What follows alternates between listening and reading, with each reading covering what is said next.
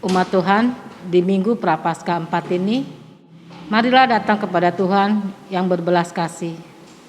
Bukalah hidupmu bagi Tuhan yang penyayang, bertobatlah di hadapan Tuhan yang penyabar.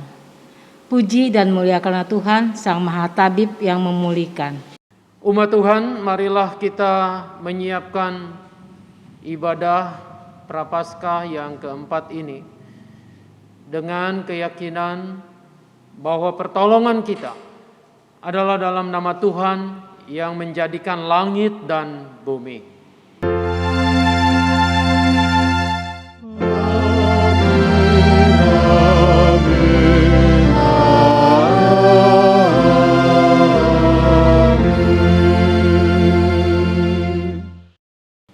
Tuhan beserta saudara. Sebagai orang percaya, kita rindu mengalami pemulihan dari hukuman dosa supaya relasi kita dengan Tuhan, ciptaan lain, sesama, dan diri sendiri dapat kembali utuh. Namun, pemulihan itu kadang sulit dirasakan. Kita cenderung mengandalkan pengetahuan, kekuatan, dan kemampuan sendiri. Padahal semakin kita mengandalkan diri sendiri, semakin jauh kita dari anugerah Allah. Marilah membuka diri dan hati kita di hadapan Allah. Biarkanlah Allah melihat kedalaman hati kita, kita berdoa. Umat diminta untuk berdoa secara pribadi.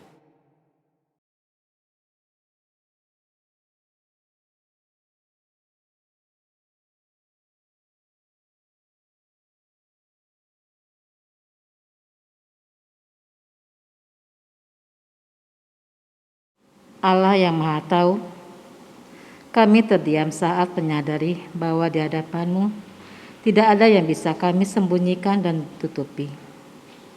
Allah yang Maha Besar, kami tertunduk saat menginsafi bahwa terkadang kami terlalu mengandalkan hikmat dan kemampuan kami daripada bersandar pada anugerah-Mu. Allah yang Maha Kudus, kami tersungkur mengakui bahwa hidup kami tidak akan pulih tanpa rangkulan dan belas kasih-Mu.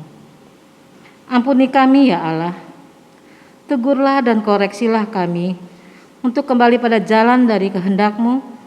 Pulihkan kami ya Allah, supaya hidup kami menjadi terang yang menyaksikan kasih dan karya Allah. Kasihanilah kami ya Allah.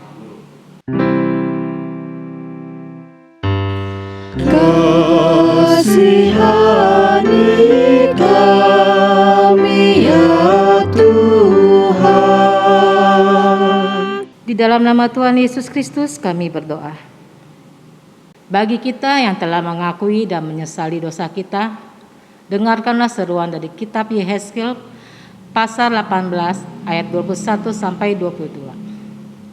Tetapi jikalau orang fasik bertobat dari segala dosa yang dilakukannya dan berpegang pada segala ketetapan-Ku serta melakukan keadilan dan kebenaran, ia pasti hidup.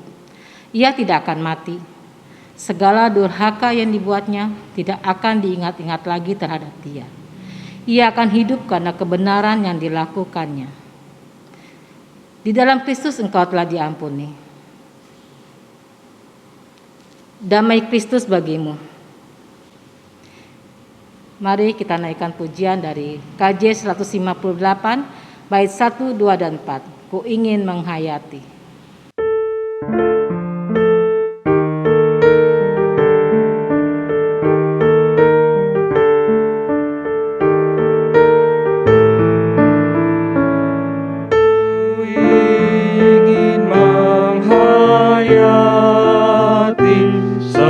Sengsara Tuhanku, semoga ku dapati ya Yesus rahmat-Mu. Beban kesalahanku membuatku lelah. Berilah hidup baru ya Yesus, tolong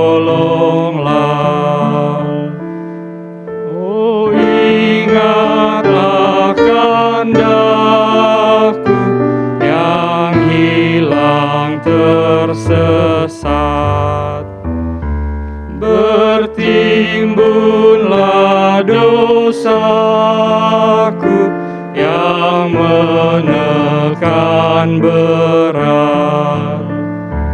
Jalan-Mu kulalaikan, hidupku bercela. Engkau penuh kebaikan, ya Yesus, tolonglah.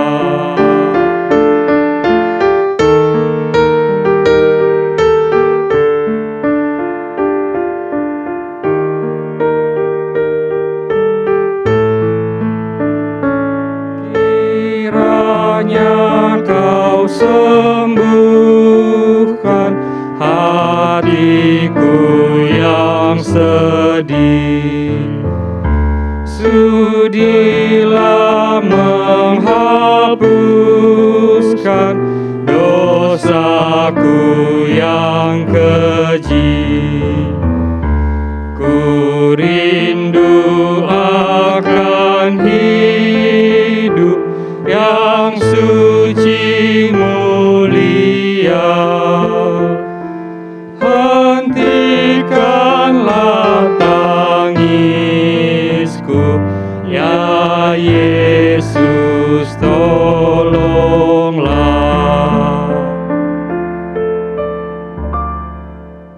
Marilah kita bersama-sama berdoa. Bapa di dalam surga, bersyukur kami boleh kembali merayakan ibadah pada saat ini. Memasuki Minggu Prapaskah yang keempat ini.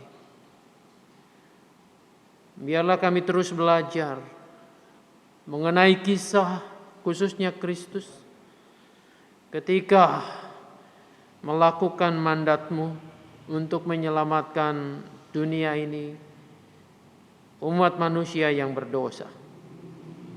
Mampukan kami untuk memahami, meneladani. Dan biarlah ketika firman akan dibacakan pada saat ini, kuat kuasa Roh Kudus menolong kami agar apa yang kami baca, yang kami simak, kami dengar, kami memahaminya. Dan dengan pemahaman itu kami juga dapat melakukan firman Tuhan. Engkau yang menolong setiap anak-Mu yang membacakan bagian demi bagian firman Tuhan. Kami yang menanggapinya dengan membacakan Mazmur, mendaraskan Mazmur, dan hamba-Mu yang Engkau utus untuk menguraikannya dalam bentuk khotbah. Pakailah sarana ini dan pakailah media online ini supaya menjadi berkat buat kami semua untuk terus hidup di dalam terang firman Tuhan. Di dalam nama Tuhan kami Yesus Kristus, kami berdoa kepada Bapa di surga. Amin. Bacaan pertama diambil dari Bilangan 21 ayat 4 sampai 9. Setelah mereka berangkat dari Gunung Hor, berjalan ke arah Laut Teberau untuk mengelilingi tanah Edom, maka bangsa itu tidak dapat lagi menahan hati di tengah jalan. Lalu mereka berkata-kata melawan Allah dan Musa, "Mengapa kamu memimpin kami keluar dari Mesir, supaya kami mati di padang gurun ini? Sebab di sini tidak ada roti dan tidak ada air, dan akan makanan hambar ini kami telah muak." Lalu Tuhan menyuruh ular-ular tedung ke antara bangsa itu yang memagut mereka, sehingga banyak dari orang Israel yang mati. Kemudian datanglah bangsa itu mendapatkan Musa dan berkata, "Kami telah berdosa, sebab kami berkata-kata melawan Tuhan dan engkau. Berdoalah kepada Tuhan supaya dijauhkannya ular-ular ini daripada kami." Lalu Musa berdoa untuk bangsa itu. Maka berfirmanlah Tuhan kepada Musa, "Buatlah ular tedung dan taruhlah itu pada sebuah tiang. Maka setiap orang yang terpagut, jika ia melihatnya, akan tetap hidup. Lalu Musa membuat ular tembaga dan menaruhnya pada sebuah tiang. Maka jika seseorang dipagut ular dan ia memandang kepada ular tembaga itu, tetaplah ia hidup. Demikianlah sabda Tuhan.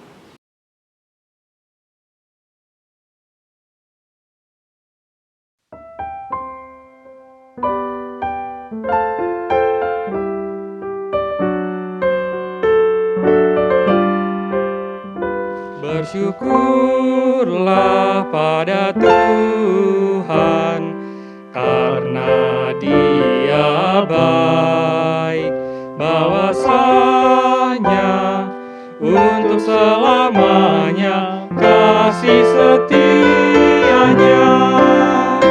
Bersyukurlah pada Tuhan, karena Dia baik, bahwasanya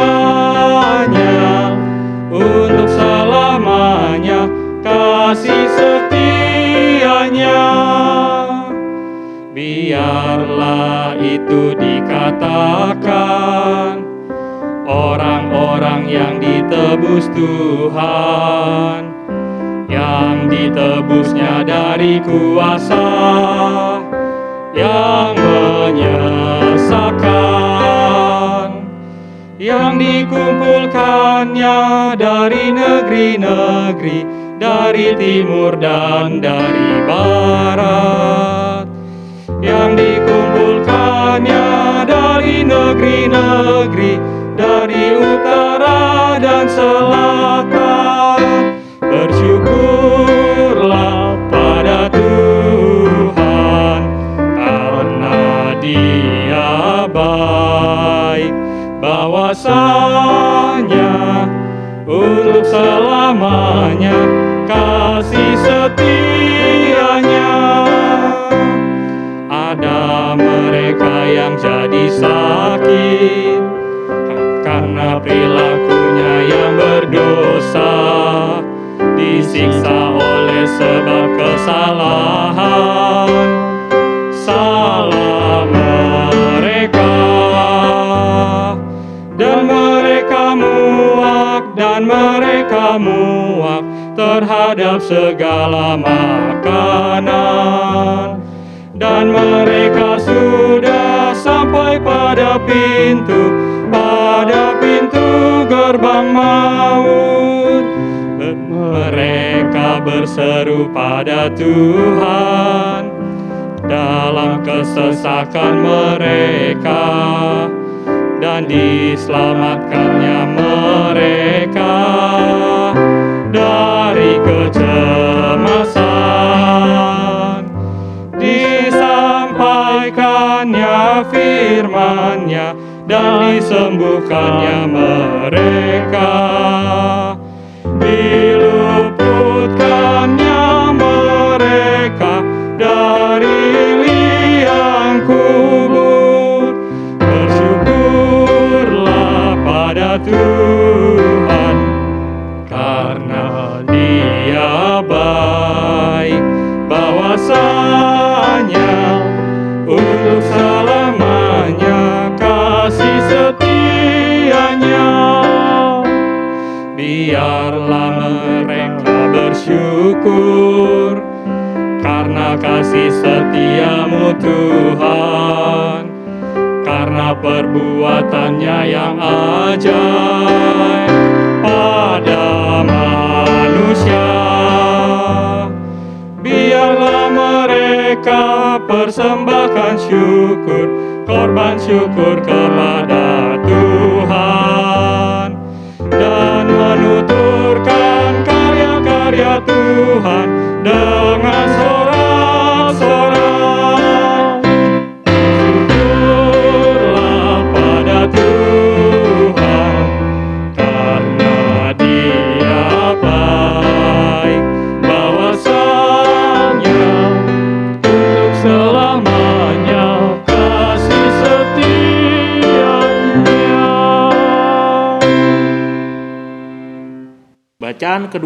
Bacaan kedua diambil dari Efesus 2 ayat 1 sampai 10. Kamu dahulu sudah mati karena pelanggaran-pelanggaran dan dosa-dosamu. Kamu hidup di dalamnya karena kamu mengikuti jalan dunia ini. Karena kamu menaati penguasa kerajaan angkasa, yaitu roh yang sekarang sedang bekerja di antara orang-orang durhaka. Sebenarnya dahulu kami semua juga terhitung di antara mereka, ketika kami hidup di dalam hawa nafsu daging dan menuruti kehendak daging dan pikiran kami yang jahat. Pada dasarnya kami adalah orang-orang yang harus dimurkai sama seperti mereka yang lain. Tetapi Allah yang kaya dengan rahmat, oleh karena kasih-Nya yang besar yang dilimpahkannya kepada kita, telah menghidupkan kita bersama-sama dengan Kristus. Sekalipun kita telah mati oleh kesalahan-kesalahan kita, oleh kasih karunia kamu diselamatkan. Dan di dalam Kristus Yesus, Ia telah membangkitkan kita juga dan memberikan tempat bersama-sama dengan Dia di sorga, supaya pada masa yang akan datang, Ia menunjukkan kepada kita kekayaan kasih karunia-Nya yang melimpah-limpah, sesuai dengan kebaikan-Nya terhadap kita dalam Yesus Kristus. Sebab karena kasih karunia, kamu diselamatkan oleh iman. Itu bukan hasil usahamu, tetapi pemberian Allah.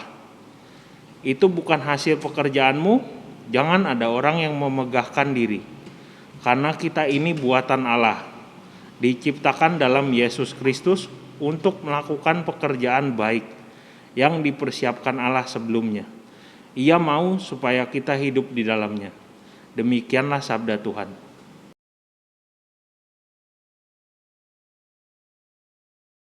Saudara yang dikasihi dan mengasihi Tuhan Yesus Kristus, bacaan Injil pada Minggu Prapaskah yang keempat ini terambil dari Injil Yohanes pasalnya yang ketiga ayat 14 sampai dengan 21.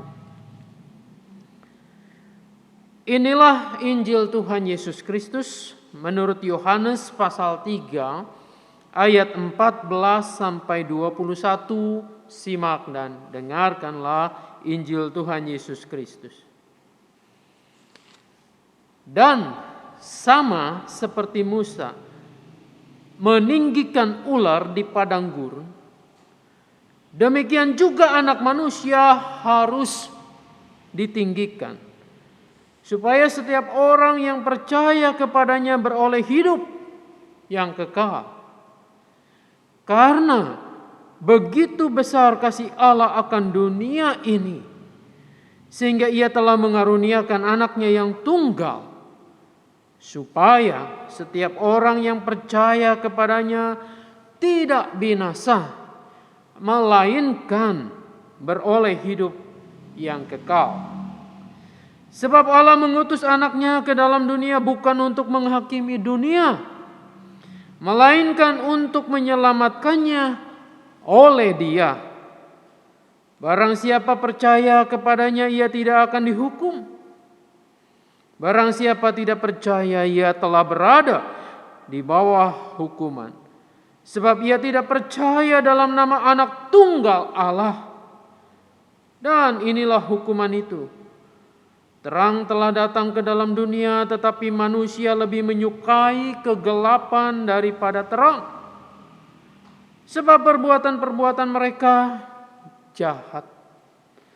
Sebab barang siapa berbuat jahat membenci terang dan tidak datang kepada terang itu, supaya perbuatan-perbuatannya yang jahat itu tidak nampak. Tetapi barang siapa melakukan yang benar, ia datang kepada terang, supaya menjadi nyata bahwa perbuatan-perbuatannya dilakukan dalam Allah. Saudara-saudara, demikianlah Injil Tuhan Yesus Kristus. Berbahagialah mereka yang mendengarkan firman Allah dan yang memeliharanya. Hosana, Hosana, Hosana.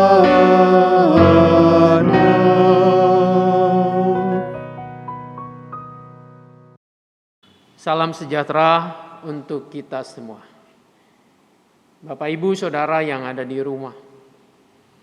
Kami terus berharap bahwa kondisi kita dalam keadaan yang baik.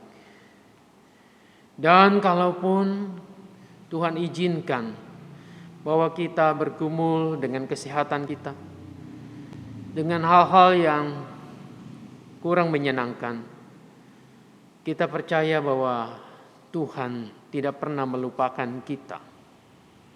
Selalu ada cara untuk Dia memulihkan kita. Tinggal kita yang terus berharap kepadanya. Ibu, Bapak, Saudara yang dikasihi Tuhan, ada kata menarik dalam bacaan pertama hari ini. Bacaan yang diambil dari Bilangan 21 tadi ayat 4 sampai dengan 9. Ayat 4-nya mengatakan, setelah mereka berangkat dari Gunung Hor, berjalan ke arah Laut Teberau untuk mengelilingi tanah Edom. Maka bangsa itu tidak dapat lagi menahan hati di tengah jalan. Saudara-saudara, bangsa itu, ini umat Tuhan, orang-orang Israel pada waktu itu, tidak dapat menahan hati. Nah, apa yang dimaksud dengan menahan hati itu? Saudara, ketika saya cari di dalam kamus bahasa Indonesia, menahan hati itu berarti mengekang diri sendiri. Bersabar diri untuk tidak berbuat sesuatu. Nah, dalam peristiwa yang tadi, alih-alih umat Tuhan itu menahan hati, mereka emosional. Mereka marah melawan Allah dan Musa. Mengapa kamu memimpin kami keluar dari Mesir? Supaya kami mati di padang gurun ini? Sebab di sini tidak ada roti dan tidak ada air. Dan akan makanan hambar ini kami telah muak. Saudara-saudara, mereka marah. Amarah dalam bahasa Inggris konon disebut anger. Sangat dekat dengan kata danger, berbahaya. Orang marah itu adalah orang yang membuka mulutnya, menutup matanya. Itu kata seorang negarawan Romawi namanya Marcus Porcius Cato. Menarik saya dengan ungkapan ini. Orang marah itu yang membuka mulutnya, mungkin berteriak, caci maki, keluar kata-kata kotor, kata-kata yang tidak pantas. Tapi pada saat yang sama ia menutup matanya, maka tidak pandang siapapun. Kalau orang sedang marah, ngomongnya ngelantur, bicaranya membentak. Dia nutup mata. Siapa yang dibentak itu entah orang tuanya, entah anaknya, entah istrinya, karena matanya tertutup. Saudara-saudara, dengan kata lain, amarah adalah situasi emosional sebenarnya yang tidak rasional. Fakta dan segenap realita akan terkalahkan oleh emosi marah.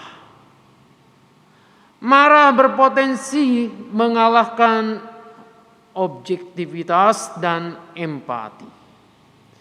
Ia Mana ada orang marah yang dikuasai emosinya bisa berempati, bisa objektif. Yang ada adalah subjektif, bagaimana memikirkan dirinya sendiri. Saudara-saudara, karena marah, orang Israel itu bersungut-sungut. Mereka lupa bahwa baru saja mereka itu memperoleh air yang melimpah. Itu dicatat dalam Bilangan 20 ayat 10 sampai 11. Sebelumnya mereka telah menerima air yang berlimpah-limpah. Itu mereka lupa, kemarahan mereka mengatakan kami tidak punya air.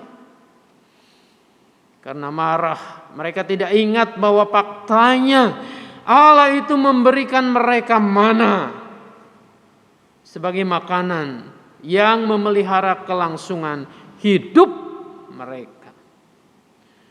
Mereka begitu saja menampikan 32 tahun Tuhan menyediakan burung puyuh sebagai asupan daging mereka.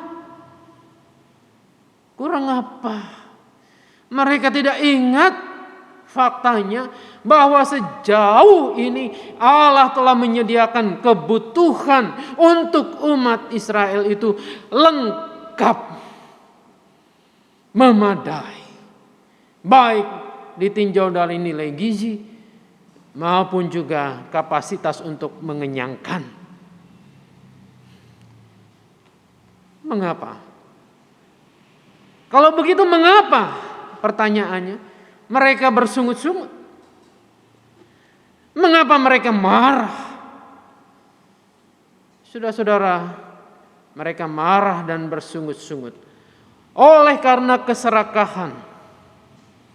Dan mereka mengejar kenikmatan nafsu kesenangan itu. Itulah sekaligus dosa mereka. Saudara-saudara, kalau kita merenungkan baik-baik, bercermin dari kehidupan umat Allah ini, bukankah kita mirip-mirip umat Israel itu? Manakala keserakahan diagungkan dan kenikmatan menjadi tujuan hidup dipuja, kita mudah sekali ngomel. Kita mudah bersungut-sungut. Kita mudah marah. Saudara-saudara, akibatnya benar seperti yang dikatakan oleh Marcus Porcius Cato tadi. Kita menjadi orang yang membuka mulut. Kita menjadi orang yang gampang mencaci maki, yang gampang bersungut-sungut ngomel. Pada saat yang sama kita menutup mata kita. Ya, kita hanya mau didengar. Kita menutup mata untuk segala kebaikan Tuhan. Kita tidak lagi melihat bahwa Allah itu adalah Bapa yang agung, yang memelihara dengan sangat baik anak-anaknya. Kita menjadi orang yang tidak tahu berterima kasih. Tidak dapat memandang kebaikan-kebaikan Tuhan. Yang gampang menyalahkan orang atau pihak lain. Dan sangat mudah untuk menyalahkan Tuhan, menuduh Tuhan. Saudara-saudara, Israel di padang gurun itu dengan tepat menggambarkan diri kita, diri Anda dan saya. Dalam peristiwa padang gurun itu Allah murka dan menghukum umat Israel dengan pagutan ular tedung. Ular yang sangat berbahaya karena racunnya yang mematikan itu. Ya, bukankah sama seperti pada racun ular tedung itu? Dosa itu mematikan. Disebut mematikan karena akan membawa manusia kepada kematian kekal, kepada maut. Akibat dosa itu tidak dapat dielakkan lagi, kematian kekal. Saudara-saudara, kembali ke padang gurun. Untunglah umat Israel itu segera menyadari kecerobohan mereka. Mereka datang kepada Musa untuk memohon ampun supaya mereka tidak mengalami kematian. Ya, tentu saja Allah yang Maha Pengampun itu mengampuni mereka. Sangat menarik. Pengampunan Allah itu dinyatakan dengan cara memerintahkan Musa untuk membuat ular tembaga. Tentu ini bukan ular yang hidup, tapi ular dari logam tembaga yang diletakkan pada sebuah tiang. Mereka yang digigit, yang dipagut ular itu membutuhkan penyembuhan, maka diperintahkan untuk memandang, untuk melihat ke arah ular tembaga supaya mereka tidak mati, supaya mereka sembuh. Saudara-saudara, saya melihat, membaca kisah ini agak-agak heran. Bagaimana mungkin Allah memerintahkan hal ini? Ini adalah hal yang aneh. Membuat ular dari tembaga, digantungkan di atas tiang. Umat yang tergigit ular kalau tidak mau mati, lihat ke ular yang di atas tiang itu. Saudara-saudara, bukankah ini seperti mengajak umat untuk menyembah berhala yang dibuat dari logam tembaga itu, agar mereka mendapatkan kesembuhan, tidak jadi matinya? Padahal Allah dalam Tauratnya melarang keras umat untuk tidak membuat patung dan menyembahnya, tidak memberhalakan suatu apapun juga. Saudara-saudara, jelas bukan ular tembaga itu yang harus disembah. Dalam kitab kitab Bilangan 21 ayat 4 sampai 9 tadi, tidak ada perintah bagi umat Israel yang digigit ular tedung itu untuk menyembah ular tembaga yang dipasang di atas tiang itu. Perintah Allah kepada orang-orang yang dipagut ular tedung adalah, jika mereka yang dipagut ini memandang, melihat ke arah ular tembaga tersebut, maka mereka akan sembuh, mereka tidak mati. Saudara-saudara, umat Israel diperintahkan Allah untuk memandang. Bahasa Ibraninya wara'ah. Arti memandang ini menundukkan diri, bisa terkandung menyembah, mempermuliakan. Tentu yang dimaksud di sini bukan kepada ansik ular tembaganya itu yang buatan Musa, melainkan untuk menundukkan diri, menyembah, mempermuliakan yang memerintahkannya, yakni Allah sendiri. Jadi dengan mereka memandang ular tembaga itu, pada hakikatnya mereka memandang Allah. Memandang Allah berarti mengindahkannya, memuliakannya, tunduk dan menyembahnya. Dengan mengindahkan perintah Allah itu, mereka akan membebaskan diri mereka dari hidup yang berorientasi, yang terpusat pada diri sendiri. Hidup yang mementingkan keinginan dan kenikmatan serta keserakahan diri. Ini diubah menjadi hidup yang taat dan hidup yang memuliakan Allah. Saudara-saudara, itu tadi kisah umat Allah di padang gurun. Kita lihat dalam Injil yang hari ini kita baca. Saudara-saudara, kita sama seperti Nikodemus.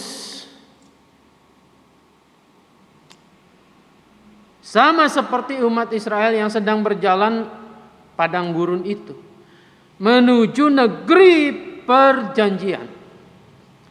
Kita semua tanpa kecuali telah dipagut oleh dosa. Pagutan dosa itu jelas berujung pada maut. Ini tepat sekali seperti apa yang Paulus katakan dalam bacaan yang kedua hari ini. Kamu dahulu sudah mati karena pelanggaran-pelanggaran dan dosa-dosamu. Kamu hidup di dalamnya karena kamu mengikuti jalan dunia ini. Karena kamu menaati penguasa kerajaan angkasa, yaitu roh yang sekarang sedang bekerja di antara orang-orang durhaka. Efesus 2 ayat pertama sampai dengan ayat yang kedua. Saudara-saudara, lalu bagaimana melepaskan sengat pagutan dosa itu? Dalam paruh kedua dialog dengan Nikodemus, ada bagian pertama, ada bagian kedua yang hari ini kita baca dalam Injil Yohanes 3 ayat 14 sampai 21. Yesus secara metafor menggambarkan dirinya seperti ular tembaga yang digantung di atas tiang, digantung di atas kayu salib. Jika demikian, Kristus yang adalah Sang Firman yang menjadi manusia, Ia berasal dari surga. Sebagai firman yang benar, yang kudus itu, Kristus adalah Sang Pemulih dosa-dosa manusia. Kebutuhan umat manusia itu untuk dipulihkan dari sengat dosa seperti orang-orang Israel yang dipagut ular tedung. Kebutuhan itu mereka hanya akan pulih ketika menuruti apa yang diperintahkan Allah melalui Musa. Umat Israel membutuhkan ular tembaga di atas tiang. Seperti halnya itulah umat manusia, Anda dan saya membutuhkan kurban Kristus di atas kayu salib itu. Sama seperti umat Israel memandang ular tembaga itu, memandang untuk menanggalkan semua nafsu kedagingan dan menundukkan diri kepada kehendaknya sambil meninggikan kemuliaannya. Demikian juga kita rindu untuk dipulihkan oleh bilur-bilurnya, harus memandang salib secara demikian. Kita memandang salib dengan sikap percaya akan pengorbanan Kristus, sehingga kita dapat melihat bahwa kematian di dalam Kristus itu menyingkapkan dosa-dosa yang tersembunyi dengan rapi, yang ditutup oleh kesalehan-kesalehan palsu, yang oleh Injil dikatakan sebagai terang yang menyingkapkan kehidupan. Saudara-saudara, dengan memandang salib Kristus kita bersedia untuk diubahkan dari hari ke hari menjadi manusia ciptaan baru. Disitulah persisnya apa yang dimaksud dengan lahir baru, dilahirkan kembali. Saudara-saudara, pandanglah salib Kristus sebagai cara Tuhan memulihkan kita, memulihkan Anda dan saya dari pagutan dosa, dari sengat maut. Jangan tunda, sebab waktunya mungkin sangat terbatas. Tuhan Yesus menolong, memberkati kita. Amin.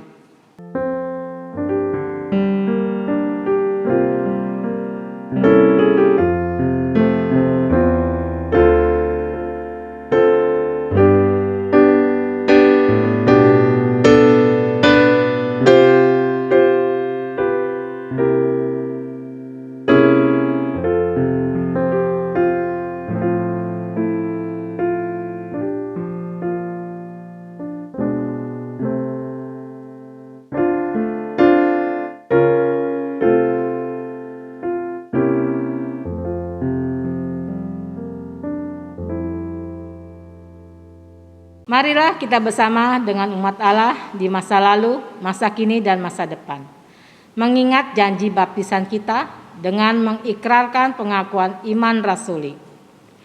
Aku percaya kepada Allah Bapa yang Maha Kuasa, Khalik langit dan bumi, dan kepada Yesus Kristus, anaknya yang tunggal Tuhan kita, yang dikandung daripada Roh Kudus, lahir dari anak darah Maria, yang menderita sengsara di bawah pemerintahan Pontius Pilatus, disalibkan, mati, dan dikuburkan, turun ke dalam kerajaan maut. Pada hari yang ketiga, bangkit pula dari antara orang mati, naik ke sorga, duduk sebelah kanan Allah, Bapa yang Maha Kuasa, dan dari sana ia akan datang untuk menghakimi orang yang hidup dan yang mati. Aku percaya kepada Roh Kudus, gereja yang kudus dan am, persekutuan orang kudus, pengampunan dosa, kebangkitan orang mati, dan hidup yang kekal. Amin. Umat Tuhan, marilah kita berdoa. Bapa di dalam surga, terima kasih. Sejak dari dulu, Engkau merancangkan kebaikan bagi umat manusia, bagi dunia ini. Saat sekarang pun kami yakin dan percaya, tak henti-hentinya dalam kemurahan dan kesabaran-Mu, Engkau terus mengingatkan kami untuk kembali kepadamu, untuk dilahirkan kembali dan menerima anugerah Tuhan. Biarlah kami tidak mengeraskan hati, kami boleh menyambutnya dengan sukacita. Saat ini kami terus mendoakan untuk keadaan dunia ini, untuk perdamaian dunia, khususnya untuk saudara-saudara kami di Myanmar. Mereka yang pada saat ini mengalami gejolak, khususnya anak-anak muda dan masyarakat yang merindukan demokrasi. Tuhan kiranya menolong. Demikian pula dalam kehidupan berbangsa bernegara di negara tercinta Indonesia ini. Tuhan kiranya menolong kami untuk kami terus hidup sebagai warga negara yang baik, yang semakin hari semakin beradab, semakin hari semakin mencintai keadilan, kebenaran, dan perdamaian. Tuhan tolong para pemimpin bangsa kami, baik formal maupun informal, supaya juga mereka dapat mengayomi bangsa ini. Supaya kami semua boleh memandang perbedaan-perbedaan sebagai kekayaan yang Tuhan berikan. Khusus untuk penanganan bencana-bencana alam, termasuk di dalamnya bencana pandemi COVID-19. Tuhan yang menolong supaya bangsa kami juga dapat menangani, supaya Tuhan juga berkenan memulihkan kami.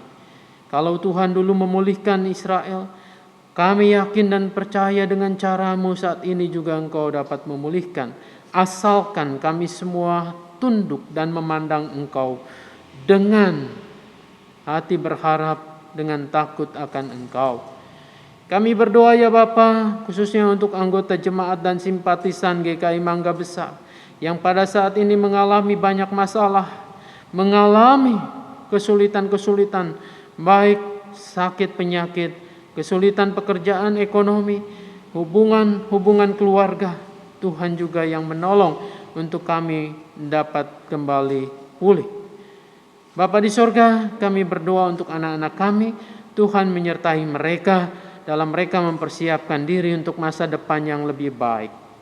Kami menyerahkan gereja kami, Tuhan yang memberkati segala apa yang kami kerjakan. Biarlah juga Tuhan mengingatkan terus ketika kami melakukan hal-hal yang keliru.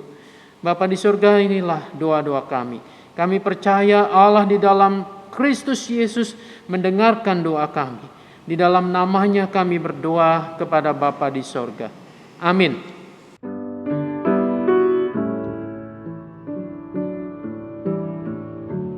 Bapa kami yang ada di sorga, dikuduskanlah nama-Mu,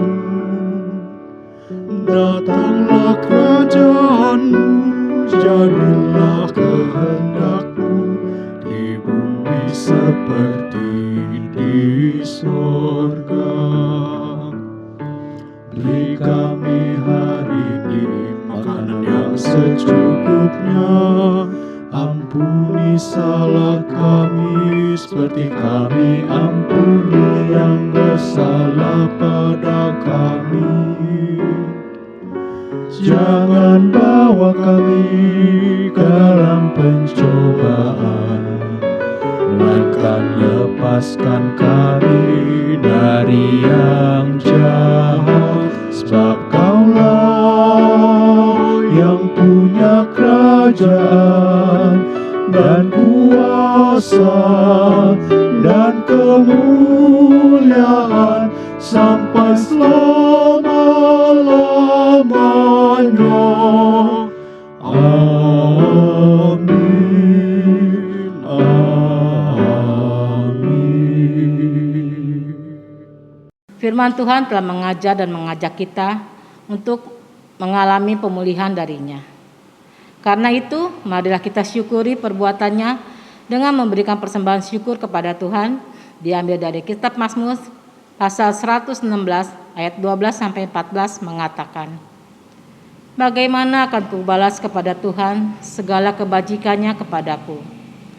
Aku akan mengangkat piala keselamatan dan akan menyerukan nama Tuhan, akan membayar nazarku kepada Tuhan di depan seluruh umatnya."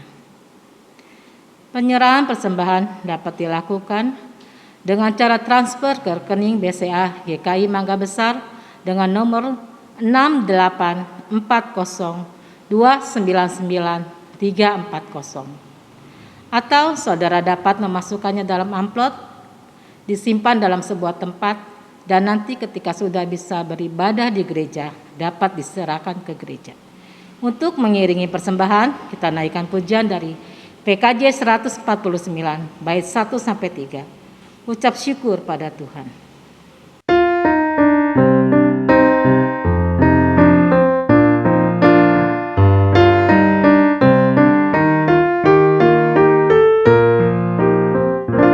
Ucap syukur pada Tuhan karena kita diselamatkan oleh-Nya. Senandungkan lagu baru, senandungkan lagu baru bagi-Nya. Nyanyikanlah dengan riang karena kasih setia Tuhan, nyanyilah. Senandungkan lagu baru, senandungkan lagu baru bagi-Nya.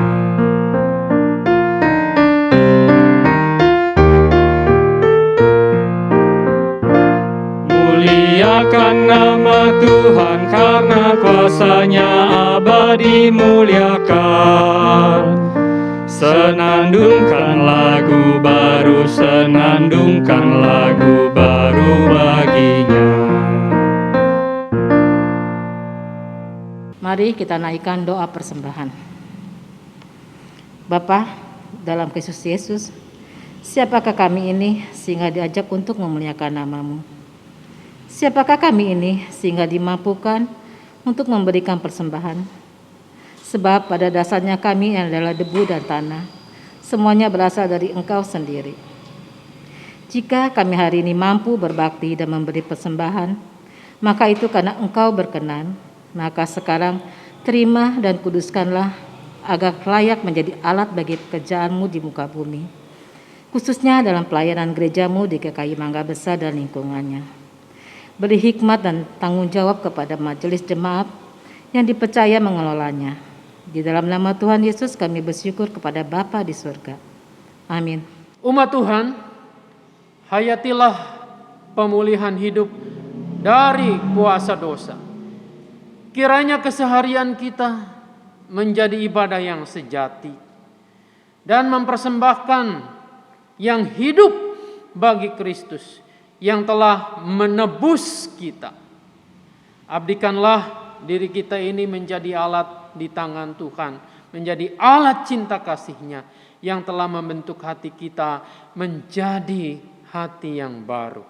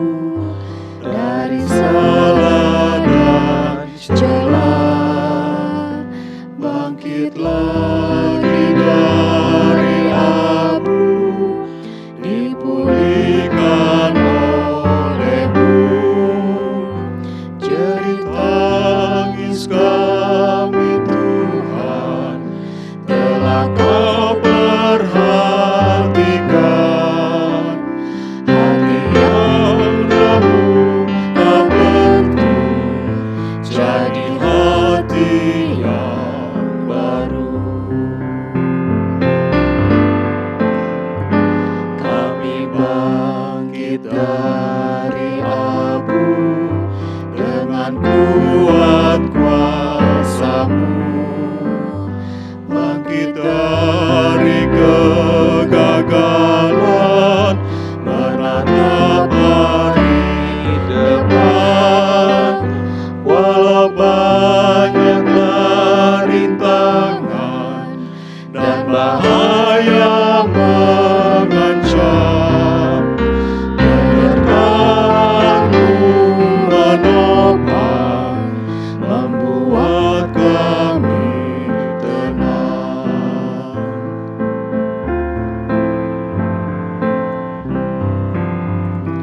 Kepadamu lah ya Tuhan, hidup kami abdikan.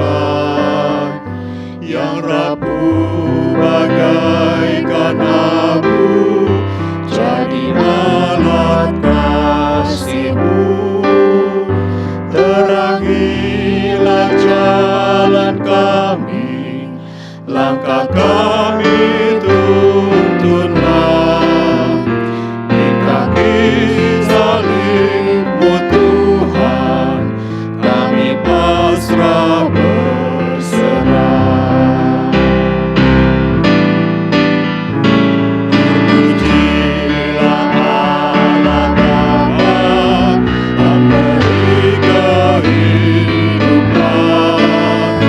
Terpujilah Yesus Kristus yang korbankan nyawanya, yang dengan Roh-Nya yang kudus memulihkan semesta.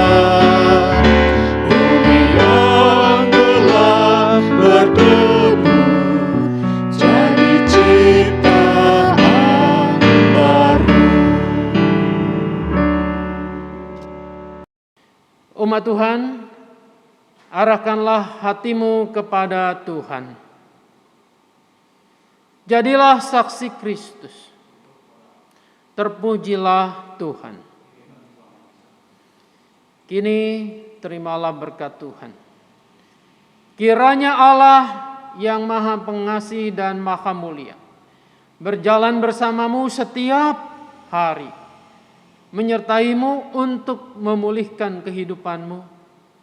Siapapun yang engkau jumpai, dimanapun engkau berada, kiranya rahmat dan berkat Allah Bapa, Anak dan Roh Kudus menaungimu dari sekarang ini sampai selama-lamanya.